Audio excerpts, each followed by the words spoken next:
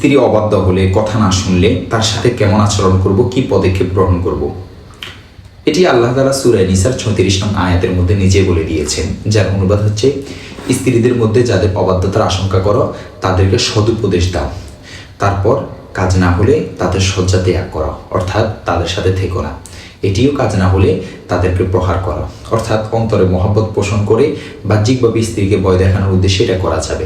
লক্ষ্য রাখতে হবে যেন এর কারণে তার শরীরে কোনো দাগ না পড়ে এবং চেহারা বা স্পর্শকাতর কোনো স্থানে আঘাত না আসে। অবশ্য রাসূল সাল্লাল্লাহু আলাইহি ওয়াসাল্লাম স্ত্রীদেরকে এ ধরনের শাস্তি দেওয়া পছন্দ করেননি, তাই এই পন্থা পরিত্যাগ করাই শ্রেয়। কেউ কেউ স্ত্রীকে শাসনের নামে বেধড়ক মারপিট করে থাকেন, যা শরীয়ত সমর্থন করে না এবং এটা স্ত্রীর উপর সুস্পষ্ট জুলুম। আল্লাহ তাআলা এরপর ইরশাদ করেন, যদি স্বামী স্ত্রীর মধ্যে সম্পর্কচ্ছেদ হওয়ার মতো পরিস্থিতির আশঙ্কা করো, তাহলে স্বামীর পরিবার থেকে একজন এবং স্ত্রীর পরিবার থেকে একজন সালিস নিযুক্ত করবে।